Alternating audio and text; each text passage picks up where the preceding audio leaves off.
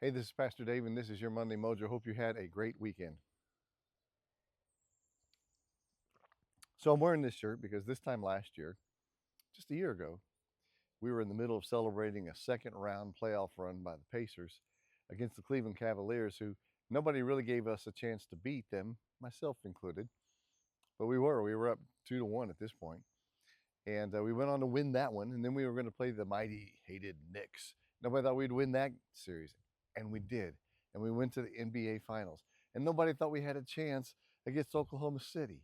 And we went 7 games, and had Halliburton not gone down, we might have won that game. We might have won the championship. And everybody was riding high, and we bought shirts, and we were going crazy, and we were going to the games, and it was fantastic. And then this year, Halliburton was hurt. So was most of the roster at some point. We finished up with the second worst record in the league, tied with Brooklyn, which put us in the lottery.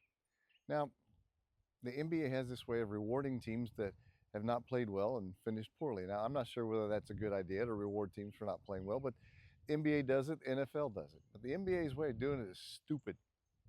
They have a lottery and they put a bunch of ping pong balls in, and it's all chance. And I'm not just saying that because of what happened to the Pacers on Sunday afternoon, when they had the highest chance to get a 1, 2, 3, or 4 pick, and they didn't get a single one of those. And they got the 5th pick, which they had already traded away. I'm saying that because every year I've watched and I've seen teams that had a really bad season, and the highest odds of getting a high pick end up 5th, 6th, 7th. It's just a dumb system.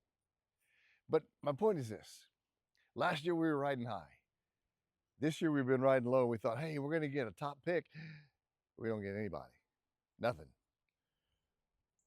Life's that way.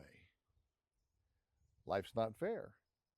Matter of fact, my wife Laura used to tell her kids the fair only comes around once a year. It's not fair.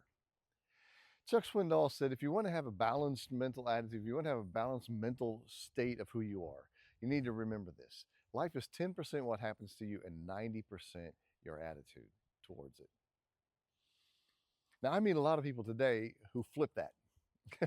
And they say, no, life is 90% of the crap that happens to me, and I'll only have 10% of my attitude.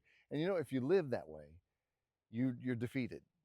You have no control, because you can't control whether you're going to win the lottery or not win the lottery. You can't control if Halliburton is going to play like he did and get us to the final game and then get hurt. You don't have any control over that. That's the fickleness of this life. But what you can control is how you respond to it.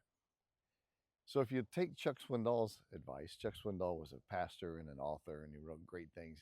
If you take that advice and you say, okay, life is 10% what happens to me, 90% of how I respond to it, then you will have a balanced life. Let me take that one step further. The Bible says this about Jesus, about God, about the Father, the Son, and the Holy Spirit, that they are the same yesterday, today, and tomorrow. There's no unpredictability there. So if you and I will orient our lives towards faith and trust and belief in a God that is the same yesterday and today and tomorrow, then we don't have to deal with a lot of the fickleness. And the fickleness that comes our way, we can handle with that 10% being what comes our way, and 90% of the attitude where we're basing ourselves on a God who's the same today, yesterday, and tomorrow. Anyway, those are my thoughts as I sit here as a sad Pacer fan today. Anyway, have a great week.